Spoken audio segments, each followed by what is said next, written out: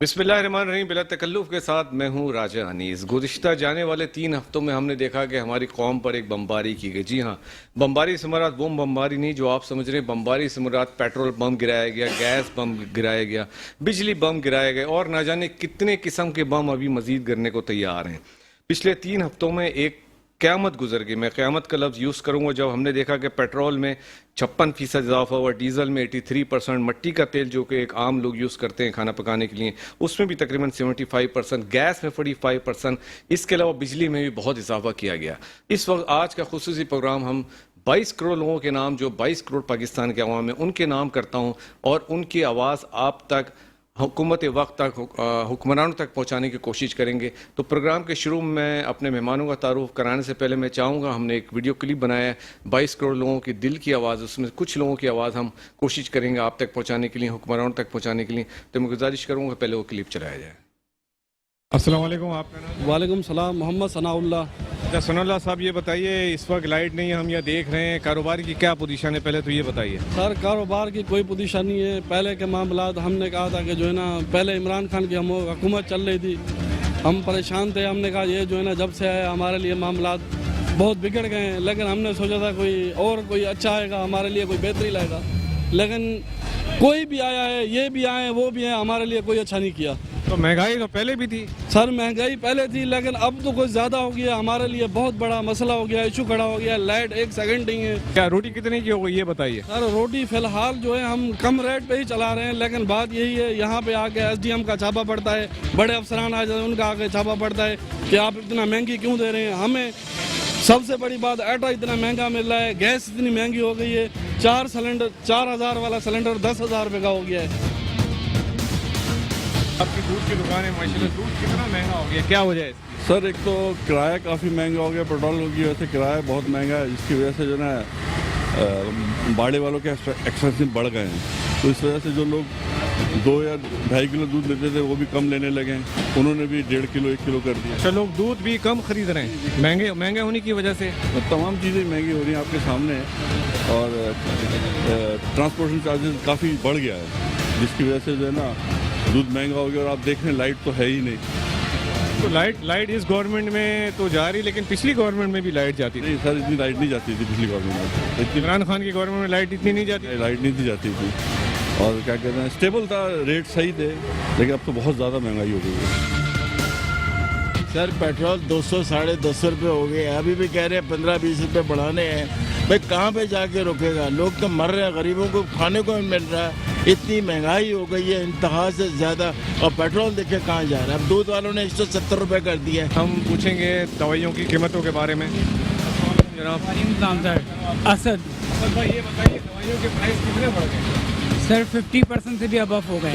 50% سے ابو بڑھ گئے. بالکل. کیا وجہ ہے سر؟ سر صرف حکومت اور کچھ بھی نہیں. بہت مہنگائی ہو گئی ہے کہ اتنی مہنگائی کہ نہیں کسٹمر افورڈ نہیں کر پا. جو پہلے کہہ رہا تھا کہ 10 دن کی چاہیے، آپ وہ کہہ رہا ہے کہ 2 دن کی چاہیے میڈیسن. ہر چیز مہنگی، آٹا گیہوں چینی پتی فروٹ ہر شے مہنگی ہے. کوئی چیز بھی سستی نہیں ہے. خرید رہے ہیں یا نہیں؟ فروٹ خرید رہے ہیں؟ لوگ نہیں فروٹ خرید رہے، مہنگی ہے. کیا وجہ ہے اس کی؟ مہنگائی بہت ہے، پیٹرول مہنگا ہو گیا، چیزیں 4 چیز چینی گھی پتی ہر چیز مہنگی ہو گئی. سبزی کتنی مہنگی ہو گئی یہ بتائیے. سبزی اصل میں تو سارا ڈالر کا کمال ہو رہا ہے. جو یہ سارا جو گورنمنٹ ہے نا، ہم تو اس کو بلیم کر رہے ہیں، اس کی وجہ سے ہوا ہے. پچھلی گورنمنٹ میں بھی مہنگائی تھی. اس نے بہت اچھا، اب ہمیں معلوم ہو رہا ہے کہ اس نے کتنا اچھا کنٹرول کیا ہوا تھا. عمران خان گورنمنٹ نے اچھا کیا ہوا تھا، بہت اچھا کنٹرول کیا تھا. آج کل جو مہنگائی ہے، مہنگائی کو آپ خود ہی آپ جو دیکھ سکتے ہیں. ایک غریب کی تنخواہ 20,000 روپے ہے. وہ اس سے پہلے عمران خان کے بارے میں کیا کیا نہیں کہہ رہے تھے. امپورٹنٹ حکومت، جو بیچارہ بائک چلانے والا تھا وہ بائک والا جو نا سائیکل پہ آ گیا. اور مہنگائی جب یہ لوگ کہہ رہے تھے کہ ہم لوگ اگر مہنگائی ہو گئی ہم ننگے گھومیں گے، تو آ جائے ہمارے ساتھ ننگے گھومیں. مہنگائی تو عمران خان کے دور میں بھی. عمران خان کے دور میں ایسی مہنگائی نہیں تھی. جناب کیا کہیں گے مہنگائی کے بارے میں؟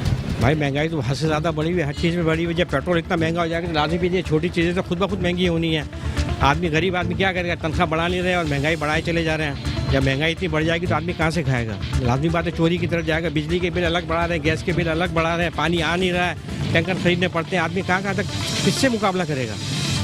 आप आप क्या समझते हैं जो पिछली गवर्नमेंट थी और ये जो गवर्नमेंट आई है? अच्छा, गवर्नमेंट का तो हमने इतना तज्जिया नहीं किया, क्या किया जैसे जब से ये गवर्नमेंट आई इससे तो महंगाई कर रही है। अब ये भी क्या मजबूर है, क्या करेंगे, बोले हमारे पास पैसा ही नहीं है, हम कर्ज लेते तो हमको महंगाई करनी पड़ती है। तो भाई तुम कर्ज ले ही क्यों रहे हो, तुम अपने वफाइल से जितना कर सकते हो उतना करो ना यार। तुम अपने बाहर आने जाने के खर्चे कम नहीं करते हो, गरीबों के कमर तोड़ने में लगे हुए हो। तो गरीब तो खाने पीने से भी रह गया। अब आदमी, मुझे 5 किलो आटा लेना होता है, मैं 2 किलो ही आटा खरीदता हूँ, क्योंकि लाजमी बात है आगे दूसरी भी एक्सपेंसिव देखने तो मैं सब्जी लेने जाओ, कुछ भी लेने जाओ, हर चीज़ ही महंगी है, कोई चीज़ सस्ती है नहीं। मैं इधर का रहना हूँ, कोरंगी का। यहाँ मोर ब्रेड में बोरियाँ उतारते हैं, चढ़ाते हैं। यूटिलिटी स्टोर पे भी धक्के दे रहे हैं सारा। क्या लेने गए थे आप यूटिलिटी स्टोर पे? ये घी वगैरह लेने के लिए अभी बोला NIC लाओ, फोटो कापी लाओ, ये बहुत धक्के दे रहे हैं। वहाँ पे आपको घी और तेल नहीं मिला, आटा भी नहीं? कुछ यूटिलिटी भी नहीं बोल रहे हैं कम प्राइस में। नहीं, कुछ भी नहीं दे रहे हैं। बोले NIC लाओ, ये लाओ, वो ले आओ। सारा दिन बोरी 6 रुपये में उतारते हैं, चढ़ाते हैं। कमर तोड़ दी महंगाई ने। बहुत मुश्किल हो गया कमाना। पेट्रोल महंगा है, CNG महंगी है, हर चीज़ महंगी है। घी तेल देखो आप कहाँ पहुँचा हुआ है। गरीब आदमी की तो ज़िंदगी भाई ख़राब हो गई। कोई हुक्मरान सही नहीं हमारे लिए, बस यही कह सकते हैं भाई। कैसा चल रहा रक्षा? कैसा बस सवारी बैठती नहीं भाई, सवारी बैठती नहीं, ना पैसे देती है, पेट्रोल मजीद बढ़ता ही जा रहा है। कैसे गुजारा करते हैं? बस अल्लाह गुजारा करवा रहा है, बस दाल रोटी चटनी मिल जाती है, खा लेते हैं भाई, शुक्र कर लेते हैं, बस क्या करें। महंगाई हो गई है, चिकन महंगा हो गया, गोश्त भी महंगा हो गया, हर बंदा गरीब आवाम जो है खरीद नहीं पा रही, लिहाजा महंगाई बहुत ज़्यादा हो गई। कितना फर्क आया है सेल में? कितना फर्क है? सेल में तो भाई मतलब काफ़ी फ़र्क है, मतलब लोग ग्राहक ही नहीं आ रहा, सेल कहाँ से होगी सर? क्या वजह है महंगा होने की? ये चिकन महंगे, पीछे का माल महंगा मिलता है, इस वजह से हमारे को भी फिर महंगी बेचनी पड़ती है। लोग खरीद नहीं रहे? नहीं खरीद रहे थे। कितना फर्क पड़ा है सेल में? मतलब आधे से भी ज़्यादा फर्क पड़ गया जी। 50% सेल कम जी। कुछ कितने प्राइस क्यों? गोश्त पीछे से इतना महंगा आ रहा है, यहाँ कोई कस्टमर नहीं ले रहे, पूछ के चले जाते हैं, सारा दिन ऐसे ही बैठे रहते हैं यहाँ पर। कितना फर्क पड़ा है? आधा भी नहीं रहा, जितना बिकता था उससे आधा भी नहीं है। जो लोग गोश्त नहीं खरीद रहे हैं, क्या करेंगे खरीद के? 750 रुपये किलो बेच रहे हैं। हमें पीछे से मिलेगा तो हम लाके कम करेंगे ना, बैठे हुए ऐसे ही क्या करें? किस तरह गुजारा कर रहे हैं आपके साथ इतने सारे लोग? करके कहाँ जाएं बंद करके? हुकूमत से आप क्या कह रहे हैं? क्या कहेंगे, हमें तो हुकूमत से कुछ भी नहीं कहना है यार। महंगाई तो बहुत महंगाई है भाई, घी भी महंगा है, ऑयल भी महंगा है, अभी जो है ना लाइट भी नहीं है। मतलब ये है कि पहले 20 घंटे आती थी, तो आप ये 10 घंटे भी नहीं आ रही, हर टाइम में परेशानी है। और क्या करें हम लोग जो है ना। कारोबार में कितना फर्क पड़ा? कारोबार में तो बहुत फ़र्क पड़ा है भाई। पिछले साल जो चीज़ आ रही थी, पिछले साल हम माल मंगवाते थे तकरीबन वो 90-95 हज़ार का आता था, वो माल अभी कल परसों हमारे पास बिल आया है, तो बिल 3,38,000 रुपये का है। तो आप हिसाब किताब लगा, हम तो खा भी नहीं सकते भाई, क्या करें। अब पेट पालना मुश्किल हो गया है, कारोबार नहीं है, क्या कर सकते हैं हम लोग। तो समझ ले कि हम तो जानवर ही हैं, समझ लें। सुबह जो ना हमें बाहर भेज देते हैं और रात को खाने के लिए वापस घर आके लौट जाते हैं। तो मतलब कि आवाम को तो ऐसे ही समझा हुआ है भाई। 3 महीने में पेट्रोल हो गया 210 रुपये लीटर। अब हम अपना घर चलाएं या पेट्रोल चलाएं? मैं कंपनी में इलेक्ट्रिशियन हूँ, मेरे 22 ब्रांच है, तो मेरा तकरीबन रोज़ का 1000 रुपये का पेट्रोल है। अब मेरी तनख्वाह है 25,000 रुपये। अब मैं 25,000 में कैसे कवर करूँ? मेरा घर किराया का है 8-10 हज़ार रुपये किराया है। लेकिन महंगाई तो पिछली गवर्नमेंट में भी थी। पिछले दौर में अल्लाह का शुक्र है 100 रुपये पेट्रोल था, 120 रुपये पेट्रोल था, तो अभी 210 में 90 रुपये का ऊपर फ़र्क आया है। उस पेट्रोल में मैं पूरा घर मैनेज कर रहा था, अपना घर चला रहा था, मैं खुश था। जब से शहबाज शरीफ आया, मैं नहीं मानता ये आगे मुझे चला पाएगा। ये 22 करोड़ लोगों की दिल की आवाज़ थी जो आपने सुनी। अल्लाह करे ये आवाज़ हमारे हुक्मरानों तक पहुँचे। हज़रत अल्लामा इकबाल ने एक मरतबा कहा था, अल्लामा इकबाल मरहूम ने, कि बर्क़ गिरती है तो बेचारे मुसलमानों पर। अगर हज़रत अल्लामा इकबाल मरहूम आज ज़िंदा होते तो ये कहते, बर्क़ गिरती है तो बेचारे पाकिस्तानियों पर। सबसे बड़ा मसला महंगाई, हम इसके ऊपर बात करेंगे। मैं अपने मेहमानों का तारुफ कर रहा हूँ। हमारे दरमियान मौजूद हैं mister Adnan Paracha, vice president है Pakistan overseas employment promoter association of Pakistan. Sir आपको वेलकम कहते हैं। इसके अलावा जब हम बात करते हैं बिज़नेस की, इंडस्ट्री की, तो बहुत बड़ी इंडस्ट्री कंस्ट्रक्शन इंडस्ट्री है जिसके बहुत ज़बरदस्त रूह रवां हमारे दरमियान मौजूद हैं मिस्टर आसिफ समसम, आप फॉर्मर चेयरमैन आबाद के और chairman housing and real estate sector of Karachi chamber of commerce के। आसिफ भाई आपको भी वेलकम करते हैं। इसके अलावा एक और सीनियर बिजनेस लीडर हमारे दरमियान मौजूद हैं, बिजनेस कम्युनिटी को लीड करते हैं, कमांड करते हैं, काटी के सीनियर वाइस प्रेसिडेंट हैं और चेयरमैन है पाकिस्तान बिजनेस ग्रुप के मिस्टर फराजुर रहमान साहब। सर आपको वेलकम करते हैं। मैं पहले अदनान पराचा साहब आपसे बात करता हूँ कि सबसे बड़ा मसला महंगाई, इस पर हम पहले बात कर लेते हैं, फिर ओवरसीज़ एम्प्लॉयमेंट के हवाले से बात करेंगे। ये कैसे हल होगा सर? बिस्मिल्लाहिर्रहमानिर्रहीम। راج صاحب پہلے آپ کا بہت شکریہ کہ آپ نے اس موضوع پہ مدعو کیا. اس ٹائم پہ جو مہنگائی جو چل رہی ہے میں نہیں سمجھتا کہ آنے والے دنوں میں اس کا تسلسل رکے گا. یہ اور زیادہ جائے گی. فیول پرائس بڑھیں گے. ڈالر نے اور جمپ کرنا ہے. جیسے ہی ڈالر جمپ 212 تو ہو گیا جی 210. یہ ڈالر نے اور جمپ کرنا ہے. جب ڈالر جمپ کرے گا تو آپ کی فیول پرائس ہمارے وہ پرائس بھی ہائی ہوگی. پھر بجلی کو بھی ہم نے اور مہنگا کرنا ہے ابھی. تو میں نہیں سمجھتا کہ 20 25 30 ہزار 40 ہزار کمانے والا جو شخص ہے جو اپنے جس کے 3-4 بچے ہیں وہ اس چیز کو افورڈ کر پائے گا. تو اس چیز کے اوپر گورنمنٹ کو بالکل سیریس ہو کے بیٹھ کے سوچنا پڑے گا. ادروائز ہم جو دیکھ رہے ہیں کہ ابھی رکشے جلنا شروع ہو گئے ہیں اور جو غریب عوام روڈوں پہ نکل آئی ہے تو کب تک وہ برداشت کرے گی. تو میں نہیں سمجھتا کہ راج صاحب کے آگے آنے والا وقت کوئی پاکستان کے لیے کوئی اچھا ہے. آصف سمسم صاحب، جیسا کہ ہمارے بھائی نے کہا کہ آنے والے وقت میں مہنگائی کا بہت ہونے کا چانس ہے. آپ کیا سمجھتے ہیں سر کہ آنے والے وقت میں کچھ بہتری کا چانس ہے یا اسی طرح چلے گا؟ بسم اللہ الرحمن الرحیم. بہت شکریہ راج صاحب. جیسے کہ عدنان بھائی نے کہا کہ آپ نے بھی ابھی جو میں نے دیکھا آپ نے جو کلپ چلایا تو مجھے تھوڑا سا ہم دکھی بھی ہیں اس بات پہ. ہر شخص دکھی ہے سر. بالکل ہم دکھی اس بات پہ ہیں کہ ہمارے پاکستان میں جو تنخواہ دار طبقہ ہے وہ بہت بڑی تعداد ہے اور 40,000 اور اس سے کم کا جو ہے زیادہ تر لوگ وہ ہیں جو 40,000 اور اس سے کم کی تنخواہ پہ گزارا کرتے ہیں. تو میں اگر یوں اپنے دل کی بات کہوں تو پاکستان کے حالات تو بہت سالوں سے ایسے ہی ہم سنتے آ رہے ہیں نظر آ رہے ہیں لیکن اس بار اللہ تعالیٰ بہت زیادہ ہم سے ناراض ہو گئے مجھے لگتا ہے. اور مجھے یہی میں کوئی عالم دین تو نہیں ہوں لیکن استغفار کرنا چاہیے کہ اللہ ہمارے لیے آسانیاں کرے. جو ہمارے لوگ ہیں یہ غریب لوگ ہیں. یہ غریب وہ لوگ نہیں ہیں جو آپ سے مانگتے ہیں یا ان کو کوئی ایشو ہے. یہ سیلف میڈ لوگ ہیں. خود اپنا ساری زندگی گزارا کرتے ہیں. اور اگر ہم نے آج بھی توجہ نہ دی دیکھیں جو انہوں نے بات کی کہ پیٹرول ہم تو پہلے دن کہتے تھے. لوگ جب یہ آ کے انہوں نے کہنا شروع کیا کہ 30 روپے بڑھائیں گے 60 روپے بڑھائیں گے تو بات پیٹرول کی نہیں تھی. یہ IMF کی جو کنڈیشن ہے کہ پیٹرول بڑھا دیں تو ہم آپ کو سکسیسفلی جو ہے آپ وہ جو آپ کی لون کا جو پروسیس ہے وہ شروع ہو جائے گا. بات یہ تھی کہ پیٹرول مہنگا ہونے سے کتنی چیزیں جو ہیں وہ بڑھ جاتی ہیں. ہمارے ملک میں ایک المیہ یہ بھی ہے کہ جب ایک چیز کی جیسے کہ ابھی میں سن رہا تھا کہ پیٹرول 30 روپے بڑھتا ہے لیکن جو سپلائر ہے وہ اس پیٹرول میں 60 روپے ایڈ کر کے آپ کو سپلائی کرتا ہے اپنی گڈس کو. تو اللہ تعالیٰ کا خوف ہونا چاہیے. ہمیں سوچنا چاہیے کہ ہمیں یہ سوچنا چاہیے کہ جو عام لوگ ہیں دیکھیں روزمرہ کی اشیاء کی بات ہو رہی ہے. یہ کسی لگژری کی بات نہیں ہو رہی. یہ آپ نے سنا کہ کوئی دودھ جو 1 لیٹر لیتا تھا وہ 1 پاؤ پہ آ گیا. ایون میڈیسنز بھی کم لے رہے ہیں. آپ آج میں آپ کو ایک نئی انکشاف کر دوں. رات کو آپ ٹریفک چیک کر لیں کراچی کی سڑکوں پہ ٹریفک آدھے سے بھی کم ہو گیا ہے. اس کی بہت صاف نظر آ رہا ہے کہ لوگوں کی بائنگ پاور نہیں ہے. لوگوں کی طاقت ختم ہو چکی ہے. اور میں سمجھتا ہوں کہ اس نہج پہ نہ جانے دیں. یہ حکمرانوں کی ذمہ داری ہے. جو بھی حکمران ہیں جو پہلے تھے وہ اور جو آج اس ملک پہ رول کر رہے ہیں ان کی یہ ذمہ داری ہے کہ وہ انشور کریں چاہے کوئی بھی ذرائع وہ یوز کریں لیکن وہ انشور کریں کہ یہ پاکستان عام لوگوں کا ملک ہے. یہ اشرافیہ کا ملک نہیں ہے. اس میں اگر ہم نے توجہ نہ دی ہم تو ذمہ دار نہیں ہیں بینگ پاکستانی. جو قرض آپ نے لیے جو اتنے سالوں سے آپ لیتے آئے تو آج آپ کہتے ہیں کہ جو آپ کی ارننگ ہے جو آپ بجٹ بناتے ہیں اس کا آپ 60-75% آپ کہتے ہیں کہ ہم قرض کی واپسی میں خرچ کر دیتے ہیں. تو آج جو مشکل ہے اسی وجہ سے ہے نا. آج جو قرض کا جو واپسی کا جو اماؤنٹ ہے وہ انسٹالمنٹ اتنی بڑی ہے کہ آپ کا سارا بجٹ جو ہے 70% کے قریب اس میں چلے جاتا ہے. تو یہ ملک کیسے چلے گا. ملک کے معاملات کیسے چلیں گے جب ہم بزنس کمیونٹی کے لوگ ہم بات کر رہے ہیں بزنس کمیونٹی کی. جب ہم آپ کو ایڈوائز کرتے ہیں جب ہم آپ کو چیزوں پہ روکتے ہیں. ایک چھوٹی سی مثال میں آپ کو دے رہا ہوں. اس وقت زر مبادلہ کے ذخائر جو الارمنگ ہیں ہم روز سنتے ہیں دل دکھتا ہے. تو وہ ہمیں پتہ لگتا ہے کہ 1 ماہ 1.5 ماہ میں اس کی جو اس کا جو پیمنٹیں کرنی ہیں وہ اس کے لیے مشکل ہیں. تو کیوں نہیں آپ ترغیب دیتے اپنے اوورسیز پاکستانی کو کہ وہ اپنا پیسہ جو اوورسیز پاکستانی ہیں وہ پاکستان میں ریمیٹنس کی صورت میں بھیجیں. اور ہم نے جب بجٹ آیا تو اس وقت بھی کہا کہ آپ نے جو کہا کہ سیکنڈ پراپرٹی پہ ہم ٹیکس لیں گے تو یہ ٹیکس اماؤنٹ تو بہت نمک کے برابر ہوگا آٹے میں. لیکن آپ نے میسیج دیا اوورسیز پاکستانیوں کو کہ آپ اپنا ریمیٹنس کیونکہ جتنی ریمیٹنس آتی ہے اس کا 50% سے زیادہ ہمارے سیکٹر میں آتا ہے. بہت بڑا رول ہے سر.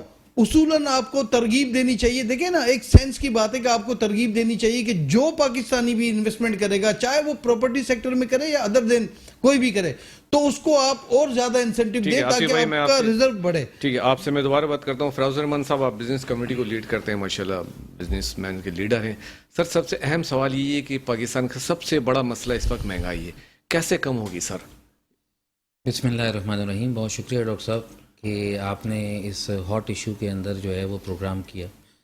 और जब ये पेट्रोल की पहली प्राइस बढ़ी थी तो मैंने एक मैसेज बनाया था और डाला था कि मामलात कुछ इस तरह से हैं कि जैसे कोविड के अंदर एक पैंडेमिक की सिचुएशन हो गई थी और लोग जो है वो राशन के लिए भी परेशान थे और घरों में लॉकडाउन हो गया था और हमारी आवाम जो है वो परेशान होके फाकों पे आ गई थी. जिसके पास 3 शादी हॉल थे, क्योंकि उसका कारोबार बंद था तो वो शख्स खुद राशन लेने पे मजबूर हो गया. ऐसी मिसालें भी हमारे सामने आई. जिसकी 4 दुकानें थीं वो भी इस पोजीशन में आ गया, क्योंकि कैश लिक्विडेट किसके पास कितना होता है ये एक आम बिजनेसमैन को पता है. अब सूरत हाल यहाँ पे बड़ी गंभीर है. इस वक्त ये कि सबसे पहला अमल जो इस महंगाई से और इस अफरा तफरी से निकलने का जो सबसे पहला जो हमारा ऑब्जेक्टिव होना चाहिए वो ये होना चाहिए कि हम अपने और अपने इर्द गिर्द के लोगों का ख्याल करें. उसके बाद ये बात ज़ाहिर है आसिफ समसम साहब भी समझते हैं, आप भी समझते हैं कि इस वक्त हमारे पास फॉरेन एक्सचेंज की क्या कंडीशन है और ऑयल कितना इम्पोर्टेंट है हमारी ज़िंदगी को गुजारने के लिए. अक्सर बेशतर ऐसा होता है कि हमारी एक आम नौजवान नस्ल जो है आधे घंटे गाड़ी खड़ी रहती है, एसी चलता रहता है क्योंकि वो अफोर्ड कर सकता है, तो लिहाजा उसमें वो पेट्रोल खर्च हो रहा है तो उसे कोई फ़र्क नहीं पड़ता. मगर फ़र्क पड़ रहा है, मुल्क को फ़र्क पड़ रहा है. सही कह रहे हैं. क्योंकि ये फॉरेन एक्सचेंज जो है, ये बिल ऑफ फॉरेन एक्सचेंज जो है वो आपका जा रहा है. इस वक्त आप अपनी वो ट्रैवलिंग जो कि मुल्क से बाहर करने की है और वो लेजर ट्रैवलिंग है उसको रोका जाए. देखिए, ये अवामी सतह पे बहुत सारी चीज़ें हम कर सकते हैं. बात आती है कि सिर्फ आवाम ही क्यों करे, बल्कि आवाम ही करती है सर. ठीक है, तो आवाम तादाद में ज़्यादा है, आवाम तादाद में ज़्यादा है.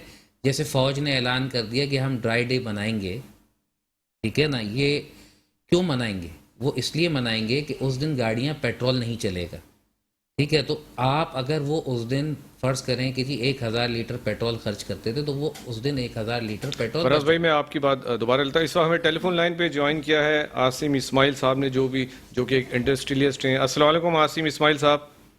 जी वालेकुम सलाम राया साहब, बहुत बहुत शुक्रिया, आपने इस काबिल समझा मेरा व्यू लिया. अच्छा आसिम इस्माइल साहब, आप जो है एक इंडस्ट्रियलिस्ट हैं, इंपोर्टर भी हैं. मैं आपसे पूछना चाहता हूँ, जब डॉलर बढ़ता है, डॉलर का रेट बढ़ता है, आप डॉलर में कोई चीज़ रॉ मटेरियल बाहर से मंगाते हैं, उसको फिनिश गुड करके एक आम कंज्यूमर तक पहुंचाते हैं, तो उसकी कीमत तो बहुत ज़्यादा बढ़ जाती है. तो सर फिर इसमें हमारा क्या कसूर है? मैं एक आम कंज्यूमर हूँ, मैं वो प्रोडक्ट ख़रीदता हूँ, लेकिन इस बेस पे कि उसके डॉलर बढ़ गया था, डॉलर की वजह से उसके प्राइस बढ़ गए, तो इसमें आवाम का क्या कसूर है सर? देखिए जी, हमें पहले समझना पड़ेगा डॉलर बढ़ क्यों रहा है. हमारे मुल्क में डॉलर आने की 2 चीज़ों से डॉलर आता है. एक आता है हमारे मुल्क के अंदर जो रेमिटेंस आती है बाहर से, और दूसरा जो एक्सपोर्ट करते हैं हम. जो हम एक्सपोर्ट करते हैं वो 40% तो उसके बदले इंपोर्ट कर लेते हैं. वो जो 40% रॉ मटेरियल इंपोर्ट करता है उसकी हम बात करते नहीं है, और जो 60% जो इसे एक्सपोर्ट करते हैं उसके एवज वो 2.5% मार्कअप पे लोन लेते हैं, जो दूसरे नाम से 11% पे बैंक को दे देते हैं, और जो वहाँ से मार्कअप जमा होता है दुनिया के दूसरे मुल्कों में जाके प्रॉपर्टी लेते हैं, और प्रॉपर्टी लेने के बाद उससे दोबारा बैंक से डॉलर लेते हैं, और डॉलर लेने के बाद दोबारा रोशन अकाउंट में पाकिस्तान में वो PLS अकाउंट में जमा करवा देते हैं. ठीक है. तीसरा हमारे पास एक जरिया था आने का, जो हम गाड़ियों की ड्यूटियों में लाया करते थे. ठीक है. अब दुनिया के अंदर जो मोटर व्हीकल है आपकी फ्यूल पे चलती है वो बंद हो गई हुई है. हमारे यहाँ जो हुकूमत है पाकिस्तान के 3 दामाद हैं, एक है टेक्सटाइल, फार्मा और ऑटो. जब तक इन दामादों को आप ठीक नहीं करेंगे ना, हमारा मसला सॉल्व नहीं होगा. अब दुनिया के अंदर इलेक्ट्रिकल व्हीकल आ गई हुई है, पाकिस्तान के अंदर आप अगर फ्यूल इंजन वाली बाइक मंगवाएंगे 25% ड्यूटी है और इलेक्ट्रिकल बाइक मंगवाएंगे 65% ड्यूटी है। दुनिया ने अपने प्लांट निकाल के फेंक दिए, पाकिस्तान के डॉलर भी लेगी और एक्सपोर्ट भी कर दिया। वो हम प्लांट पाकिस्तान में लगा दे फ्यूल के हमने, ठीक है। अब ये हमारी पॉलिसीज का बड़ा मैटर है, पॉलिसीज की चीजें। देखिए हम जो बिजनेसमैन लोग हैं ना, हमारा वास्ता सियासत से नहीं है, हमारा वास्ता दौरे हुकूमत से है।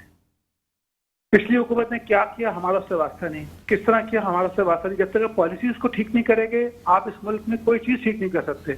अगर IMF आपको डॉलर दे भी देती है तो कितने दिन आपकी दुकान चलेगी, उसके बाद क्या होगा। आज तक आप ऑयल, अपना कुकिंग ऑयल प्रोड्यूस नहीं कर सकते, अपना सीड्स प्रोड्यूस नहीं कर पा रहे, आपका वो कौन सी बड़ी साइंस है प्रोड्यूस करनी। ऐसा मेरी बात से मुत्तफिक हैं आप जी। अच्छा, अब रहा मसला इंडस्ट्री का। हमारे मुल्क के अंदर इंडस्ट्रियल पॉलिसीज नहीं है। इंडस्ट्रियल पॉलिसीज क्यों नहीं है? क्योंकि हमारे मुल्क का रॉ मटेरियल इंपोर्ट होता है। अच्छा, पिछली हुकूमत ने 2.5% के अंदर सब फैसिलिटी के अंदर लॉन्ग टर्म मशीन की फाइनेंस कर दी। अब लोगों ने LCM खुल के फारिग हुए, उसको 17% स्टेटस लगा दिया। अब 17% स्टेटस लगा दिया, उस दौरान स्टेट बैंक को मालूम पड़ा कि डॉलर शॉर्ट हो गया हुआ है, तो उन्होंने उस पे उसके रॉ मटेरियल के ऊपर 100% मार्जिन लगा दिया। अच्छा, अब इंडस्ट्री ने अगर रॉ मटेरियल इंपोर्ट किया, हमारे यहाँ आया था Pakistan custom service. Pakistan custom service में 3 किस्म के लोग होते हैं, एक है नर, दर्द और पंजाबी वाला। आसिम साहब आप हमारे साथ लाइन पे रहिएगा, हमें ब्रेक के लिए कहा जा रहा है। हमें छोटा सा ब्रेक लेता हूँ, फिर आपसे यहीं से कंटिन्यू करेंगे। मिलते हैं एक छोटे से ब्रेक के बाद। Welcome back. ब्रेक पे जाने से पहले हम बात कर रहे थे आसिम इस्माइल साहब से। आसिम इस्माइल साहब, आपको मेरी आवाज़ आ रही है? जी, आवाज़ आ रही है? जी जी जी जी। अच्छा आसिम इस्माइल साहब, मेरा सवाल रह गया था, हम ब्रेक पे चले गए थे कि एज एन इम्पोर्टर कितना फ़र्क पड़ता है इम्पोर्टर को अगर डॉलर की प्राइस बढ़ जाती है? अच्छा, जहाँ तक पहले मैंने आपसे गुफ्तगू की थी ऑनलाइन हो गया हुआ, तो जी जी लाइव हो गया हुआ। देखिए एक्चुअली हमें ना डॉलर को कंट्रोल करने के लिए अपनी पॉलिसीज को बड़े ठीक करना पड़ेगा। जैसे कि देखिए मैं स्टील मैन्युफैक्चर हूँ, मैं आपको स्टील के हवाले से एग्जांपल देता हूँ कि पाकिस्तान स्टील अगर होती तो हॉट रोल्ड कॉइल तकरीबन हम कुछ 500,000 टन इंपोर्ट करते हैं, 5 लाख टन माल इंपोर्ट करते हैं हॉट रोल्ड कॉइल। अगर पाकिस्तान स्टील होती तो 2-2.5 लाख टन ये प्रोड्यूस कर लेती। अगर 2-2.5 लाख टन प्रोड्यूस कर लेती, इसका रॉ मटेरियल $150-160 पे आता, और हॉट रोल्ड कॉइल जो है वो $900 में एवरेज प्राइस में आया है पूरा साल। तो आप मुल्क का बहुत बड़ा डॉलर बचा सकते थे, $750 का बचा सकते थे। इस तरह बेशुमार इंडस्ट्री के अंदर बेशुमार गुंजाइश होगी। जब तक ये वो ठीक नहीं करेंगे, डॉलर ठीक हमारा नहीं हो सकता। हमें इंडस्ट्रियल ग्रोथ को देना पड़ेगा। इस मुल्क के अंदर इंडस्ट्री चलाने की पॉलिसी नहीं।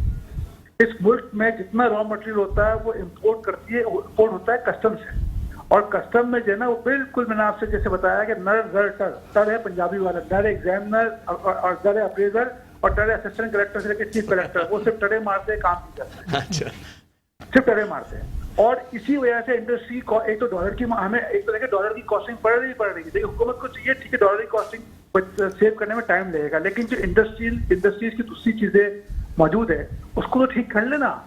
जितना रॉ मटेरियल आपको इंपोर्ट हो रहा है उसको आप ठीक कर ले, बेहतरीन पोजीशन पे लेके आ जाए, पॉलिसीज को बेहतर कर। ठीक है आसिफ इस्माइल साहब, हमें ज्वाइन करने का बहुत शुक्रिया। मैं अदनान साहब आपसे पूछना चाहूँगा, मैं आपके ओवरसीज एम्प्लॉयमेंट से आपका ताल्लुक है, तो एक बैकबोन है हमारी ओवरसीज जो हमारे पाकिस्तानी माशाल्लाह 28 बिलियन तकरीबन पाकिस्तान रेमिटेंसेस आती है, तो बहुत बड़ा रोल है उनका, बहुत बड़ी रकम है सर वो आती है। तो आप क्या समझते हैं कि इसको हम मजीद बढ़ा सकते हैं? ऐसे सेक्टर मौजूद हैं कि हम इसको रेमिटेंसेस को बढ़ा सकें?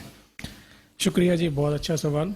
सबसे पहले तो मैं अपनी एसोसिएशन की इंट्रोडक्शन थोड़ी सी कराना चाहूँगा। हमारी एसोसिएशन का नाम है प्योपा, Pakistan overseas employment promoter association.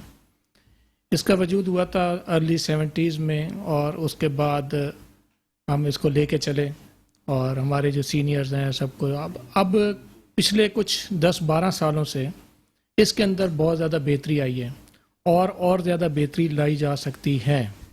इस टाइम जैसे 2015-16 के अंदर हमारी मैन पावर तकरीबन 9 लाख के करीब पर एनम एक्सपोर्ट हुई थी अब्रॉड, गल्फ स्टेट्स के अंदर मेजॉरिटी।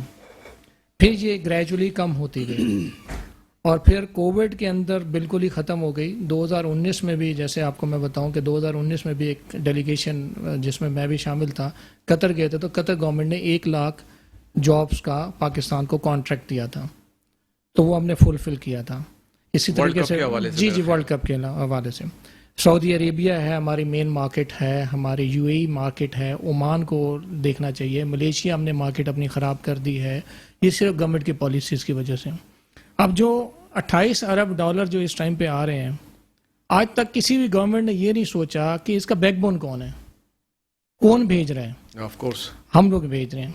हमारे तकरीबन 5000 के करीब लाइसेंस हैं, जिसमें इस टाइम पे एक्टिव 1200 लाइसेंस के करीब है, बाकी एक्टिव नहीं है क्योंकि पॉलिसीज़ की वजह से।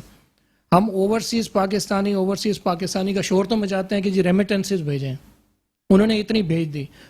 जो इतनी भेज रहे हैं उनके बैकबोन को तो ऑन करो।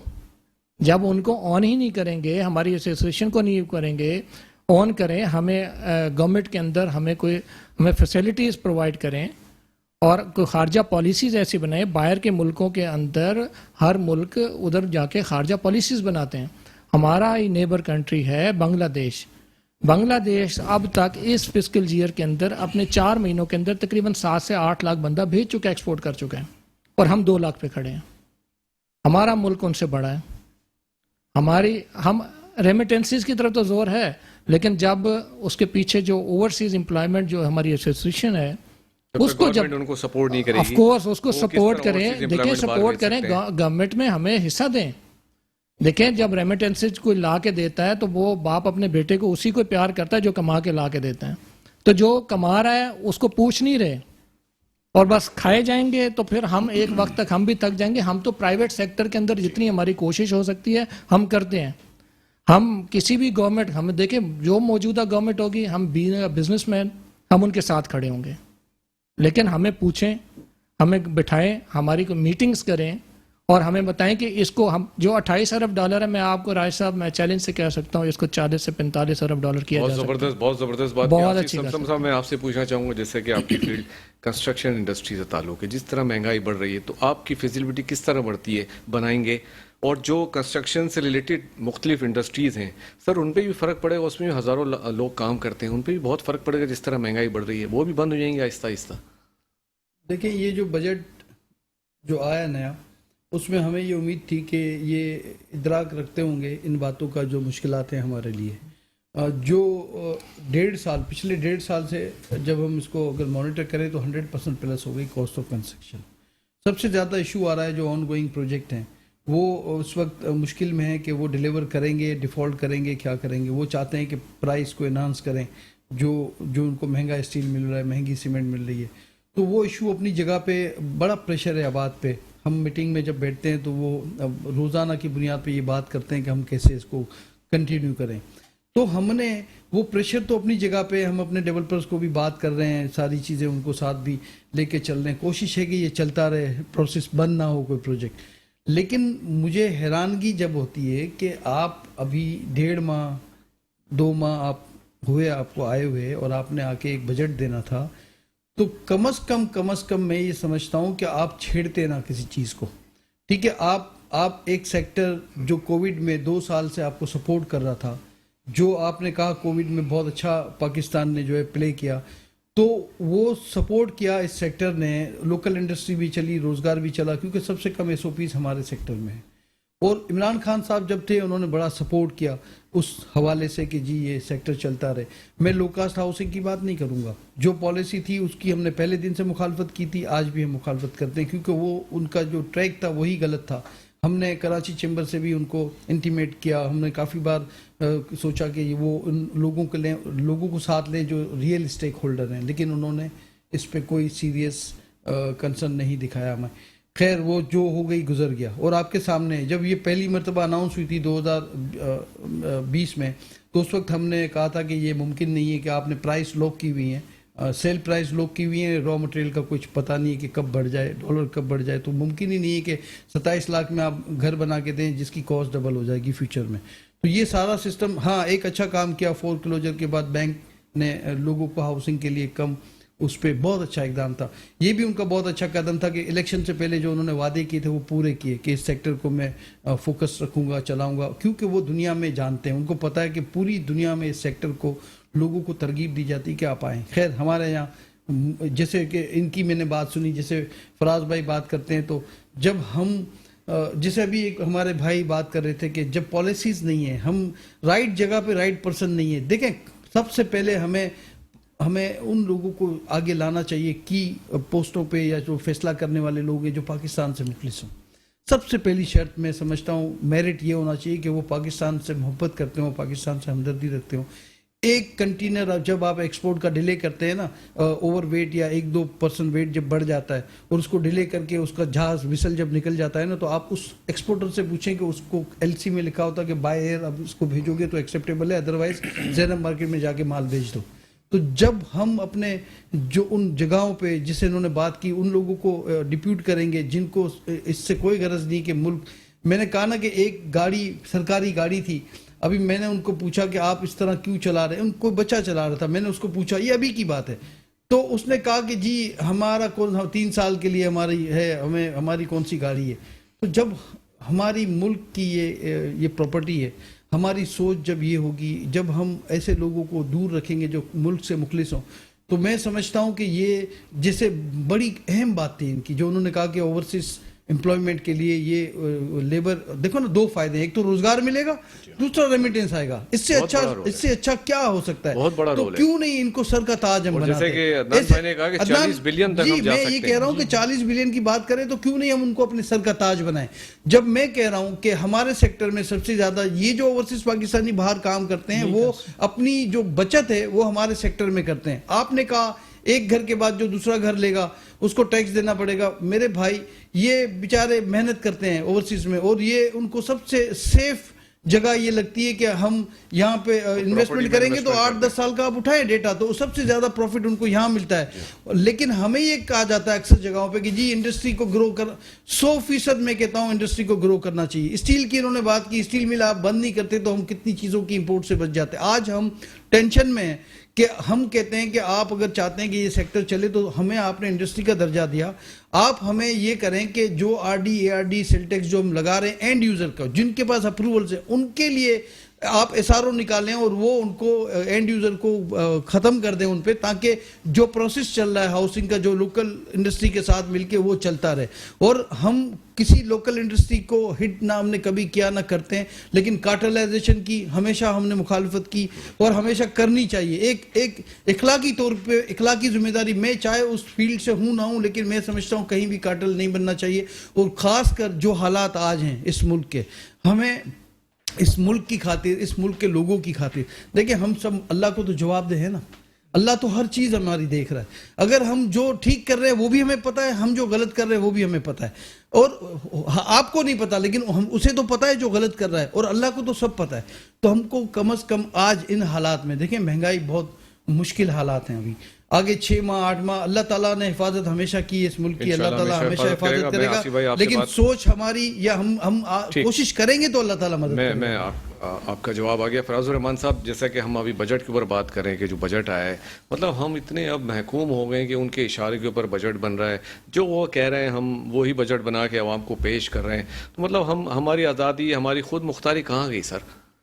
देखें, बात ये है कि लगेगी तो बुरी बात, मगर बेगर आर नॉट चूजर्स। यस, ठीक है ना। अगर आपकी इकनॉमी आपका बड़ा भाई चला रहा होगा तो you have to listen him, ठीक है ना। ये एक घर से मिसाल निकल रही है, ठीक है। अगर आसिफ भाई मेरा घर चला रहे हैं तो I have to listen Asif भाई, ठीक है ना। तो इसमें तो ये इसको आप बेगर नॉट चूज़र का आप नारा लगा दें कि जी ये बेगर हैं या फला हैं, रियल फैक्ट्स पे आएँ, ठीक है। मसला ये है हमारे यूथ को यूटिलाइज़ किया जा रहा है गलत तरीके से। हमारे यूथ को सही तरीके से यूटिलाइज़ करने की ज़रूरत है। जैसे इन भाई ने कहा कि हम इस रेवेन्यू से इस रेवेन्यू पे आ सकते हैं, 25,000 रेवेन्यू दे रहे तो हम 40,000 तक जा सकते हैं। दावा किया है ना, ऑन रिकॉर्ड दावा किया है ना, तो आप उनको बिठा लें कि भाई कैसे 40,000 करना है, वेट करा लें और काम शुरू कर दें। गुड। हमारे यूथ में 10,000 से ज़्यादा बंदा हर साल वीए निकल रहा है, वर्चुअल असिस्टेंट, ठीक है। क्या हम उस वर्चुअल असिस्टेंट को नौकरियां दिलवाने के लिए कोई कार्रवाई की और कोई आगे बढ़ा तो क्या उसको सपोर्ट किया? नहीं करेगा। मगर हम पाकिस्तान बिजनेस ग्रुप के फोरम से हम ये कोशिशों में लगे हुए हैं कि इंशाअल्लाह ताला अनकरीब हमने 36 अरब का टारगेट लिया है اور 36 ارب جو ہے وہ ہم اس سے جنریٹ کر سکتے ہیں جتنے وی اے ہمارے پاس ایگزسٹنگ موجود ہے. ورچوئل اسسٹنٹ ہوتے ہیں جس کے ذریعے سے اس وقت ساری آن لائن مارکیٹنگ ہو رہی ہے. دوسری چیز جو سب سے اہم ہے وہ یہ ہے کہ دیکھیں کنسٹرکشن انڈسٹری وہ واحد انڈسٹری ہے جس میں ان اسکلڈ لیبر کھپ جاتی ہے. کنسٹرکشن انڈسٹری کے تباہ کرنے سے کیا ہوگا؟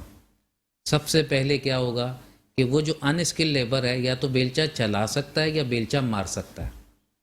تو لا اینڈ آرڈر سچویشن آپ کے لیے ایسی ہو جائے گی کہ آپ کے لیے سنبھالنا مشکل. سر اس سے جڑی ہوئی کتنی انڈسٹری ہیں؟ دیکھیں وہ تو 72 الائڈ انڈسٹری وہ تو الگ ہے نا چیپٹر, اس کو چھوڑ دیں. اس میں تو اسکل لیبر ہے, یا نہیں تو وہاں نہیں تو وہاں, کہیں نہ کہیں کھپ جائے گا. مگر میں آپ کو یہ حقیقت بات بتا رہا ہوں, جتنی بڑی لیبر ان اسکلڈ یہ سنبھالتے ہیں وہ یا تو بیلچہ چلائے گا یا بیلچہ مارے گا. تو کیا آپ اس سچویشن سے نمٹنے کے لیے تیار ہیں؟ نہیں. اگر تیار تو ریئل اسٹیٹ سیکٹر کے ساتھ ایسا برتاؤ نہ کریں, ریئل اسٹیٹ سیکٹر کو پروموٹ کریں. کیونکہ دیکھیں ہوتا یہ ہے کہ یہاں پٹاخہ پھوٹتا ہے نا تو باہر ایٹم بم لگتا ہے. جو باہر بیٹھے ہوئے لوگ ہوتے ہیں نا وہ سوچتے ہیں جی پتہ نہیں کتنا بڑا دھماکہ ہو گیا, ہم وہیں سے گزر کے گئے ہوتے ہیں 5 منٹ پہلے, ٹھیک ہے, ہم یوز ٹو ہو گئے. مگر جو ہمارے باہر جو میڈیا کے ذریعے جو ہائپ کریٹ کی جاتی ہے وہ ایسی ہو جاتی ہے کہ جی وہی جو ہے وہ ہماری جو یہاں ریونیو آنے کی جو سب سے بڑی رکاوٹ ہے وہ ہماری امیج بلڈنگ ہے. ہمیں سب سے پہلے اپنی امیج بلڈنگ پہ توجہ دینی ہے, اپنے ٹورزم پہ توجہ دینی ہے. ہمارے پاس کیا نہیں ہے, کون سا موسم ہمارے پاس نہیں ہے. ملیشیا ایک موسم والا ملک, ملیشیا کے پاس کیا ہے جو پاکستان کے پاس نہیں ہے. تھائی لینڈ کے پاس کیا ہے جو پاکستان کے پاس نہیں ہے, ٹھیک ہے. فاسٹسٹ گروز اکنامی رہیں, اسی وقت آزاد ہوئی جب پاکستان آزاد ہوا. بات یہ کہ ہم نے ٹورزم کو بالکل اگنور کیا ہوا ہے.